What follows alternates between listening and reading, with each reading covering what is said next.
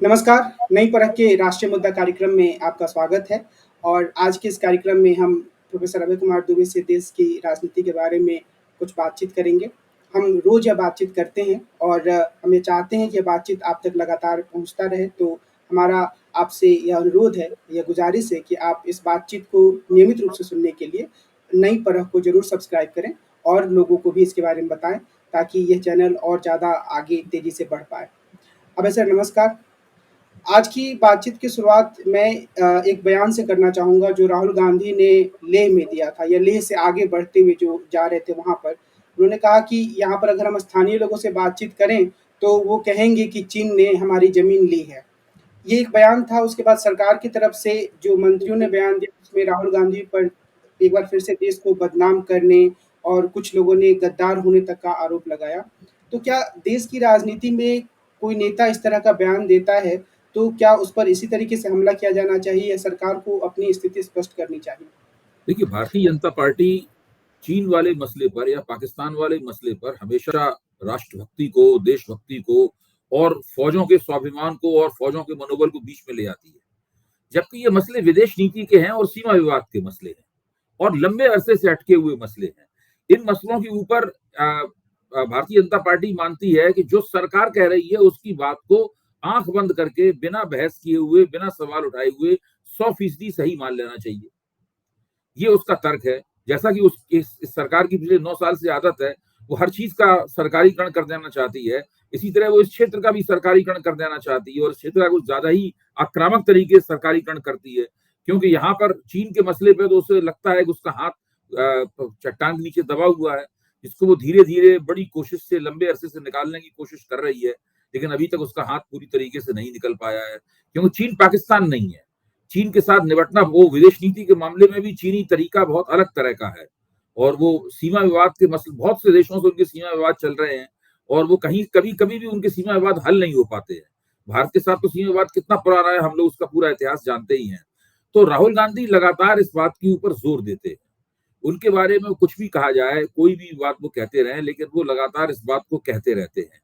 देखिए, ये एक ऐसा मसला है जिसमें कोई एक ऐसा क्षण आ सकता है, कोई एक ऐसी घटना हो सकती है, कोई एक ऐसा क्षण आ सकता है जहां पर सरकार की ये सारी दावेदारियां कमजोर हो जाएंगी, क्योंकि फिर सरकार को इस मसले में चूंकि जवाब देना मुश्किल है, क्योंकि वो उस पूरे जो घटनाक्रम जिस इलाके में घटित हुआ है, डोकलाम से लेकर और लद्दाख तक जो घटनाक्रम चल रहा है और बीच बीच में चलता रहता है। देखिए, अखबारों में बहुत इस मामले में बहुत खबरें आती हैं, सुरक्षा विशेषज्ञ बहुत ही डिटेल में, विस्तार से, बारीकी के साथ इन सब चीजों के बारे में बताते हैं और वो ये बताते हैं कि चीन ने किस तरीके से वहां पर काफी इंफ्रास्ट्रक्चर बना लिया है और चीन के कदम लगातार और मजबूत होते जा रहे हैं। कहीं से भी चीन जो है वो पीछे नहीं है। अब इन चीजों को सरकार जनता को बता नहीं सकती है, क्योंकि जैसे ही वो बताएगी वैसे ही विपक्ष के आरोप सही लगने लगेंगे और सरकार का पक्ष कमजोर लगने लगेगा कि पाकिस्तान तो है नहीं, पाकिस्तान की फौज भी भारत से कमजोर है, पाकिस्तान को भारत सरकार कभी भी धमका सकती है और चूंकि भारत भारत सरकार पाकिस्तान से दबदबे के साथ बातचीत करती है, तो मजबूती के मुकाम से बातचीत करती है। इस तरह की बातचीत वो चीन से नहीं कर सकती। तो चीन ने कर रखा है डोकलाम से लेकर लद्दाख तक, उसके इफेक्ट को न्यूट्रलाइज करने के लिए, उसको निष्प्रभावी करने के लिए टीवी पर कलाबाजियां खाई जाती हैं बयानों की, और कोशिश ये की जाती है कि इधर उधर की बातें करके देशभक्ति का मसला उठाकर और फौज के मनोबल का सवाल उठाकर इन सब मसलों को पीछे धकेला जाए। और इन पे जो बात आ रही है, इस मामले पर भारत सरकार को बहुत ही स्पष्ट रूप से निकल कर आना चाहिए, संसद में उस तरह के वक्तव्य देने चाहिए, एक विदेश मंत्रालय की तरफ से एक नीति वक्तव्य जारी करना चाहिए और इस तरह का वक्तव्य जारी करना चाहिए जो इसका तथ्यात्मक दृष्टि से खंडन ना किया जा सके, यानी जो भारत सरकार के आलोचकों को लाजवाब कर दे। ऐसा ना करके वो उस पूरे मसले को बीच में लटकाए रखते हैं और अगर कोई उसके ऊपर अपनी टीका टिप्पणी करता है या आलोचना करता है तो उसके ऊपर इस तरीके से हमला करते हैं। मुझे लगता है कि एक ना एक दिन भारतीय जनता पार्टी की सरकार को साफ गोई के साथ सामने आना पड़ेगा। इसमें ये भी लगता है कि हमारे देश में जो विमर्श का स्तर है वो काफ़ी गिरा है, क्योंकि जब चीन-भारत युद्ध हुआ था, तो नेहरू की उस समय काफ़ी तीखी आलोचना हुई थी, उन्होंने संसद का सत्र भी बुलाया था। पर आज वो स्थिति नहीं है, कोई भी आलोचना होती है तो बहुत तीखा हमला हो जाता है सरकार की तरफ से। भाई देखिए, जवाहरलाल नेहरू के जमाने में तो भारत में लोकतंत्र कैसे चलेगा और भारत का जो उत्तर आधुनिक राज्य है वो किस तरीके से काम करेगा, इसके तमाम मानक तैयार किए जा रहे थे। खुद जवाहरलाल नेहरू की उसमें भूमिका थी, जो लोग विपक्ष में थे उनकी भूमिका थी, कांग्रेस के वरिष्ठ नेताओं की उसमें भूमिका हुआ करती थी। आपको ध्यान होगा कि 26 जनवरी की परेड कैसे की जाए, इस सवाल के ऊपर मौलाना आजाद जो कि शिक्षा मंत्री थे, हुमायूं कबीर जो कि शिक्षा सचिव थे और जवाहरलाल नेहरू के बीच में किस तरह की चर्चा हुई थी। तो आज जो 26 जनवरी की परेड देखते हैं वो सब उसी चर्चा से निकली हुई परेड है। तो हर चीज तय हो रही थी उसमें। और 1962 में जब भारत की सीमा पर पराजय हुई तो जवाहरलाल नेहरू को उसमें कोई हिचक नहीं हुई संसद का सत्र बुलाने में। और उसी 1962 की पराजय है उसके कारण ही नेहरू सरकार के खिलाफ अविश्वास प्रस्ताव लाया गया। जिस अविश्वास प्रस्ताव में डॉक्टर लोहिया ने एक बहुत जबरदस्त भाषण दिया। उनका भाषण मैंने दिनमान में बाद में प्रकाशित हुआ, जो मैंने पढ़ा भी था। तो ये सब बहुत ही वो अलग तरह की दुनिया थी, अलग तरह की राजनीति थी, अलग तरह का मानस था सब लोगों का। और चीन से युद्ध में पराजय होने के बाद भी जब अगला लोकसभा चुनाव हुआ तो कांग्रेस फिर चुनाव जीती। ऐसा नहीं है कि उस पराजय के कारण कांग्रेस चुनाव हार गई हो या जवाहरलाल नेहरू की लोकप्रियता में कोई उसमें कमी आ गई हो। तो इसमें मेरा कहने का मतलब ये है, आज की सरकार तो उसकी कल्पना भी नहीं कर सकती। अगर इस तरह की छवि प्रोजेक्ट हो जाए कि भाई चीन के मुकाबले ये पराजित हो गए हैं या इन्होंने भारत का अपमान करवा दिया है, तो ये चुनाव हार जाएंगे उस चक्कर में, केवल इसी बात पे चुनाव हार जाएंगे। इसलिए वो बहुत ज्यादा इस मामले में बहुत सतर्क हैं। आज अगर हम अपने देश की राजनीति पे अगर फिर से वापस आएँ, तो एक उत्तर प्रदेश में 2 तरह के क्या सम्मेलन हुए। एक तो सम्मेलन हिंदू गौरव दिवस के रूप में मनाया गया, जो कि कल्याण सिंह की दूसरी पुण्यतिथि थी। और उसमें एक मज़ेदार चीज़ ये भी हुई कि उनके पुत्र राजवीर सिंह और पोते संदीप सिंह इसके आयोजनकर्ता थे, तो परिवारवाद की एक झलक तो मिली। लेकिन उसके साथ-साथ जो पिछड़े वर्ग के वोटों की गुलबंदी और हिंदुत्व से उसका घालमेल है, उसकी एक कोशिश हुई। और फिर समाजवादी पार्टी ने भी ऐसा ही एक पिछड़ा वर्ग सम्मेलन किया। तो क्या आपको लगता है कि एक प्रतियोगिता चल रही है उत्तर प्रदेश में पिछड़े वर्ग के वोटों के लिए, या एक तरफा मामला है पूरी तरह से? नहीं, ये हमेशा से ही चलती रही है प्रतियोगिता। देखिए, उत्तर प्रदेश में पिछड़े वर्ग के वोटरों की प्रतियोगिता हमेशा से चलती रही है। ये 2 तरह के बहुसंख्यकवादों की प्रतियोगिता है।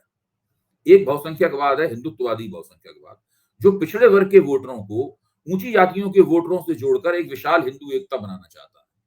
और काफी हद तक मैं मानता हूं चुनाव की दृष्टि से उन्होंने वो हिंदू एकता बना भी ली है। भारतीय जनता पार्टी को हर चुनाव में न्यूनतम 40% वोट तो मिलता ही मिलता है, और लोकसभा चुनाव में बढ़ के वो 50% तक भी पहुंच जाता है कहीं कहीं। तो ये एक बहुत बड़ी हिंदू एकता है जो कि उत्तर प्रदेश के इतिहास में कभी नहीं बनी, जो 2014 के बाद की राजनीति की उपज है।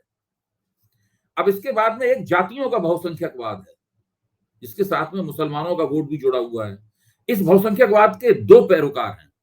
एक है पहली ये समाजवादी पार्टी, जो इस बहुसंख्यकवाद को पिछड़ों के नेतृत्व में स्थापित करना चाहती है या उसने किया भी है। दूसरी है बहुजन समाज पार्टी, जो दलितों के नेतृत्व में इसको स्थापित करना चाहती है। 1993 में इन दोनों के बीच में गठजोड़ हो गया था। वो शायद जातियों के बहुसंख्यकवाद की सबसे प्रबल राजनीति थी और एक हद तक वो सफल भी थी। लेकिन फिर भी वो भारतीय जनता पार्टी को पूरी तरह परास्त नहीं कर पाई। केवल भारतीय जनता पार्टी को बहुमत प्राप्त करने से उसने रोक दिया, और वही उसकी एक ऐतिहासिक उपलब्धि थी।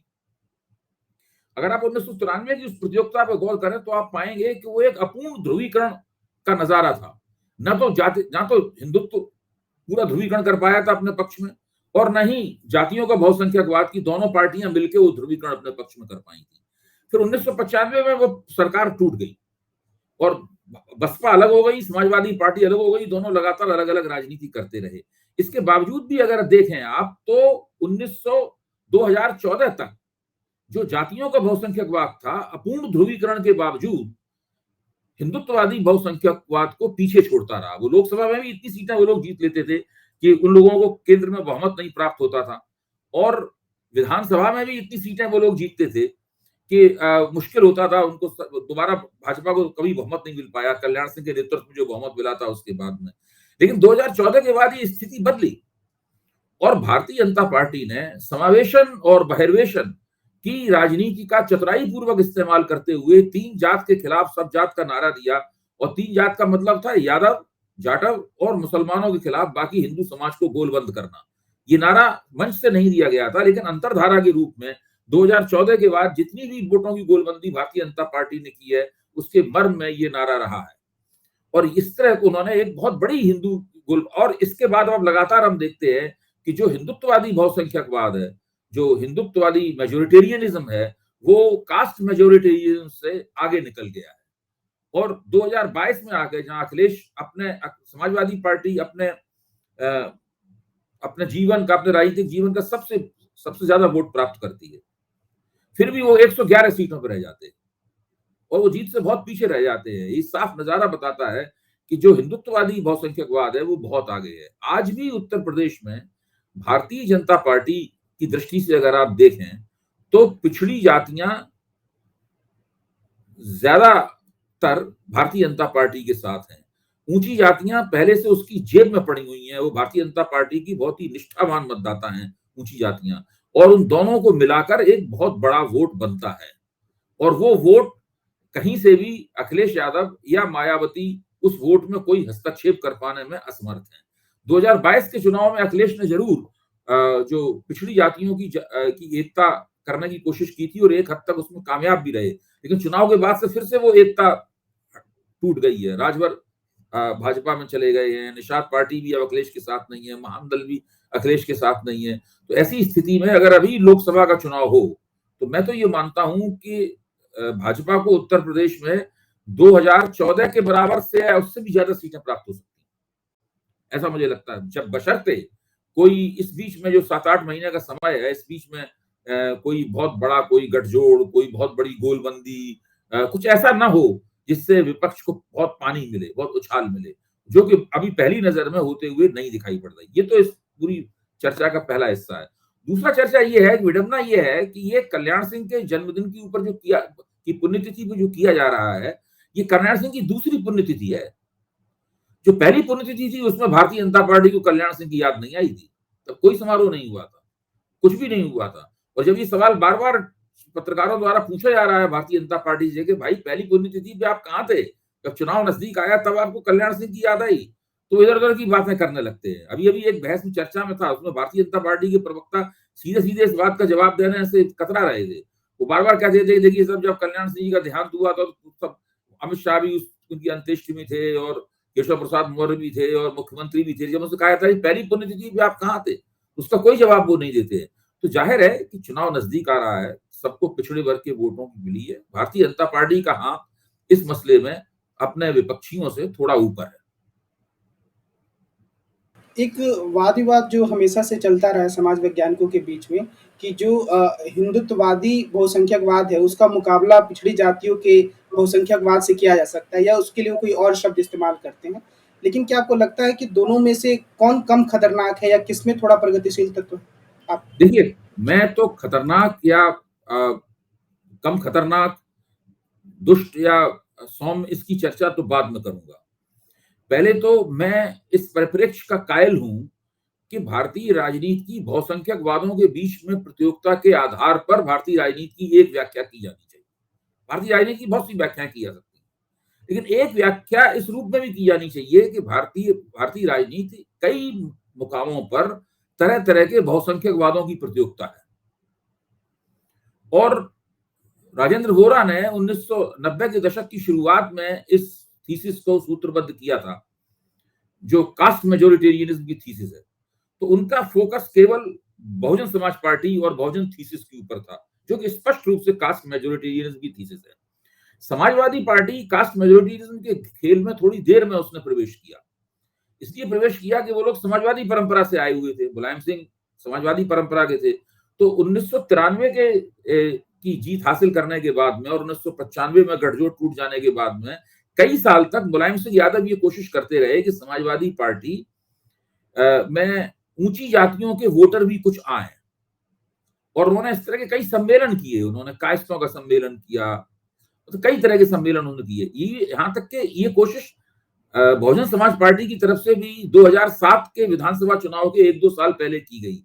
उन्होंने भी ऊंची जातियों के साथ मित्रता बढ़ाई, बहुजन थीसिस को सर्वजन थीसिस में बदला, बाकायदा विमर्श के स्तर पे भी उन्होंने परिवर्तन किया। लेकिन अगर कुल मिलाकर आप इन दोनों कोशिशों का परिणाम देखें तो ऊंची जातियां इन लोगों के साथ नहीं गई। उसका कारण यह है कि इन दोनों पार्टियों की राजनीति ब्राह्मणवाद विरोधी जो फिक्रेबाजी होती है, जो लफाजी होती है, उसके इर्द गिर्द बनती है। जब तक वो ऐसा नहीं कर लें तब तक उनको नहीं लगता कि उन्होंने अपने विचारधारात्मक कर्तव्यों की पूर्ति की है। जबकि भारतीय जनता पार्टी में अगर कोई कमजोर जाति का, कोई ओबीसी हो गया, कोई दलित नेता जाता है तो उसको ब्राह्मणवाद विरोधी फिक्रेबाजी करने की इजाजत नहीं होती। अगर वो बहुत ही एंटी ब्राह्मण डेमागोजी लफाजी करता है तो उसको पार्टी की तरफ से रोक दिया जाता है। उसको कहा जाता है कि नहीं, आप ये सब नहीं बोल सकते, क्योंकि हम जातियों में संघर्ष नहीं चाहते। वो लोग कहते हैं हम जातियों में समरसता चाहते हैं। उनकी थीसिस समरसता की थी है और इनकी थीसिस समानता की थीसिस है। वो समानता जो कि कमजोर जातियों के नेतृत्व में कायम होगी, क्योंकि वो शोषित और दमित रही हैं। ये दो अलग अलग थीसिस हैं। उनकी थीसिस है कि नहीं, सबके समरसता होगी, ऊंची जातियों के साथ में नीची जाति, कमजोर जातियां आएंगी और उनको हम पॉलिटिक्स में एक लेवल प्लेइंग फील्ड देंगे। तो इस तरीके से ये दो बहुसंख्यकवाद हैं जिनकी प्रतियोगिता बहुत लंबे अरसे से हो रही है। इस तरह के बहुसंख्यकवाद कई हैं, जैसे कि गुजरात में कांग्रेस ने खाम नाम के एक बहुसंख्यकवाद को स्थापित किया था। कांग्रेस ने कर्नाटक में अहिंदा नाम के एक बहुसंख्यकवाद का स्थापित किया था। फिर उनकी प्रतिक्रिया में भारतीय जनता पार्टी ने भी उस तरह का अपने तरह का बहुसंख्यकवाद उन्होंने स्थापित किया, हिंदुत्ववादी बहुसंख्यकवाद है। कर्नाटक में भी हिंदुत्ववादी बहुसंख्यकवाद उनकी प्रतिक्रिया। तो ये हर जगह इस तरह की प्रतियोगिता आपको दिखाई पड़ सकती है। मेरा मानना यह है कि जब आप इस तरह की राजनीति करते हैं जिससे साफ आवाज निकलती हो कि हम अमुक अमुक जाति को राजनीति सत्ता से स्थायी रूप से वंचित कर देना चाहते हैं, तो हमारी योजना ये है कि हम आपको कभी भी सत्ता में नहीं आने देंगे और हम स्थायी रूप, यही तो बहुसंख्यकवाद की परिभाषा है, हम स्थायी रूप से राजनीति में काबिज हो जाएंगे। तो इसकी प्रतिक्रिया देर सवेर होती है और फिर वो बहुत ही स्थायी किस्म की प्रतिक्रिया होती है। इसी प्रतिक्रिया के कारण पटेल स्थायी रूप से कांग्रेस का साथ छोड़कर भारतीय जनता पार्टी के साथ चले गए। इसी प्रतिक्रिया के कारण लिंगायत कर्नाटक में कांग्रेस का साथ छोड़कर भारतीय जनता पार्टी के साथ चले गए। इसी प्रतिक्रिया के कारण ऊंची जातियां स्थायी रूप से कांग्रेस का साथ छोड़कर भारतीय जनता पार्टी में चली गई। तो भारतीय जनता पार्टी को इन तीनों प्रदेशों में आप देखते हैं कि जो इस तरह का जो जातिगत बहुसंख्यकवाद था, खाम भी एक जातिगत बहुसंख्यकवाद था, अहिंदा भी एक जातिगत बहुसंख्यकवाद है। तो जातिगत बहुसंख्यकवाद जब आता है सामने तो अंततः भले इसमें देर लगे, उससे हिंदुत्ववादी बहुसंख्यकवाद मजबूत होता है और वो थोड़े बहुत दिन के लिए नहीं, दीर्घकाल के लिए मजबूत होता है। आगे बढ़ने से पहले एक बार फिर से मैं अपने दर्शकों से कहूंगा कि वो नई परख को जरूर सब्सक्राइब करें ताकि आप प्रोफेसर अभय कुमार दुबे के साथ जो रोज हम राजनीतिक चर्चा करते हैं उसका लाभ उठा पाएं। आपका फ्रीज हो गया है? नहीं, यहाँ मेरी तरफ से तो चल रहा है। अभी आ रही है आवाज? हाँ, बोलिए जी। तो एक जो सवाल मेरे मन में है वो मध्य प्रदेश की राजनीति को लेकर है कि वहाँ पर ज्योतिरादित्य सिंधिया कांग्रेस को छोड़कर भारतीय जनता पार्टी में गए। वो खुद तो मंत्री बन गए, उनके कुछ समर्थक भी शायद मंत्री बने, पर अब लगातार उनके समर्थक उन्हें छोड़कर जा रहे हैं। वो मुख्यमंत्री बनने का सपना रखते थे शायद, तो वो मुख्यमंत्री तो बन नहीं पाए। तो आपको क्या लगता है कि उनकी जो राजनीति है वो एक जो वो करना चाहते थे उसमें सफल होती दिख रही है? भाई देखिए, भारतीय जनता पार्टी तो वहां पर शिवराज सिंह चौहान के नेतृत्व में चुनाव लड़ रही है, तो जाहिर है कि भारतीय जनता पार्टी चुनाव जीते या हारे, अगले 5 साल के लिए मुख्यमंत्री का पद किसी और के लिए खाली नहीं है। अगर भाजपा जीती तो शिवराज सिंह चौहान मुख्यमंत्री बनेंगे, नहीं जीती तो कांग्रेस का मुख्यमंत्री बनेगा। तो और तो वो तो उम्मीद अगर ज्योतिरादित्य सिंधिया को होगी जो थी, तो वो तो उन्होंने छोड़ ही दी होगी। दूसरे, वो अपने समर्थकों को कहा, भाजपा एक विशाल पार्टी है, मध्य प्रदेश में पुरानी जमी हुई पार्टी है भाजपा, सारे देश में इस वक्त उसका प्रभुत्व है। तो वो एक सीमा तक ही दूसरे नेताओं को इनको लेती है, तो उनको तो वो भले ही कहीं किसी अच्छी जगह बैठा दे, मंत्री पद दे दे या संगठन में कोई बड़ा पद दे दे, लेकिन उसके सारे समर्थकों को जगह जगह बैठाना उसके लिए मुश्किल होता है। तो समर्थक देर तक इंतजार करते हैं। फिर जब चुनाव आता है तो फिर पूरी राजनीति जो होती है वो काफी गतिशील हो जाती है, काफी तरल हो जाती है राजनीति। उसमें लोगों के दिमाग में नई नई बातें भी आती हैं। अब लोगों को यह भी लग रहा है कि शायद मध्य प्रदेश में इस बार कांग्रेस की बारी है, हो सकता है कि कांग्रेस भारतीय जनता पार्टी को पीछे छोड़ दे। ध्यान कीजिए, पिछले चुनाव में भी भाजपा पीछे हो गई थी कांग्रेस से और सरकार कमलनाथ के नेतृत्व में बनी थी। तो इस बार लोगों को लगता है, तो अगर कोई जरा सा भी असंतुष्ट बैठा हुआ है, किसकी तमन्नाएं अगर पूरी नहीं हुई हैं, जिन इच्छाओं को लेकर वो भाजपा में गया था वो नहीं पूरी हुई हैं, और वो पारंपरिक रूप से भाजपा के कार्यकर्ता पंक्ति से आता नहीं है, वो मुख्य तौर पे तो कांग्रेस का कार्यकर्ता है, सारी जिंदगी तो उसकी कांग्रेस में बीती है, तो उसके लिए बहुत आसान है कांग्रेस में चला जाना। तो ये जो इसको महाराज वाली राजनीति कहते हैं मध्य प्रदेश में, तो जो महाराज जी की जो राजनीति है, वो राजनीति इस वक्त काफी दुविधाओं में और संकट में फंसी हुई है, क्योंकि वो भाजपा में है और उनको भाजपा में ही रहना है। वो केंद्र में मंत्री हैं आखिरकार, भाजपा में ही रहना है उनको।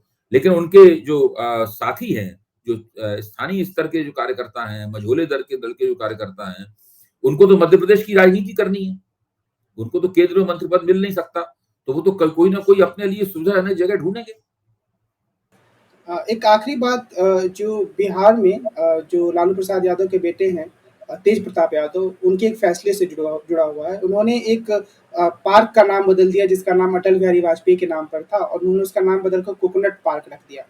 तो ये जो हमारे देश में नाम बदलने की प्रवृत्ति है, पहले Nehru memorial museum and library का नाम बदला गया, और भी कई तरह इस तरह की चीज़ें चलती रहती हैं। तो इसका क्या प्रभाव समाज पर पड़ सकता है, या अगर इससे बचा जाना चाहिए तो क्या वो एक अच्छी बेहतर रणनीति होगी? देखिए, भारतीय जनता पार्टी जब नामकरण करती है, नया नाम रखती है किसी का, तो उसके पीछे उसकी जो आमतौर पे जो विमर्शी माहौल है, उसको बदलने की एक दूरगामी रणनीति होती है कि हम जगहों के नाम बदलते जाएंगे, शुरू में लोगों की जुबान पे नाम नहीं चढ़ाएंगे, लेकिन रिकॉर्ड में तो वो नया नाम आ जाएगा। फिर आने वाली पीढ़ियां धीरे धीरे पुराने नामों को भूलती जाएंगी, और फिर उनके लोग उन्हीं की छाप की चीजें सामने दिखेंगी। तो उसके पीछे इस प्रकार की नीति रहती है। अब तेज प्रताप जी ने जो वहां पे किया है, उसके पीछे मुझे ऐसी कोई दूरगामी योजना नहीं दिखाई पड़ रही है, क्योंकि अटल बिहारी वाजपेयी की छवि उस तरह की नहीं है, किसी कट्टरपंथी हिंदुत्ववादी नेता की छवि नहीं है। हिंदुत्ववादी तो थे, लेकिन उस तरह के कट्टरपंथी नेता नहीं थे कि उनको मतलब बजरंग दल वाले बहुत श्रद्धा से याद करें वगैरह, इस तरह की बात तो नहीं थी। तो अटल बिहारी वाजपेयी के नाम पे पार्क था, उन्होंने उसका नाम कोकोनट पार्क रख दिया। उसके पीछे उन्होंने क्या कारण बताया है मुझे नहीं पता, उसका क्या कारण है। मुझे उसके पीछे कोई बहुत दूरगामी वैचारिक विमर्शी राजनीति नजर नहीं आती। तो आज की बातचीत को हम यही विराम देते हैं, और कल के अंक में हम मिलेंगे, यानी अगले दिन, और आपसे फिर से बातचीत करेंगे। और प्रोफेसर अभय कुमार दुबे के साथ बातचीत को लगातार सुनने के लिए आप ज़रूर नई परख चैनल को सब्सक्राइब करें। आज के कार्यक्रम को हम यहीं समाप्त करते हैं। नमस्कार।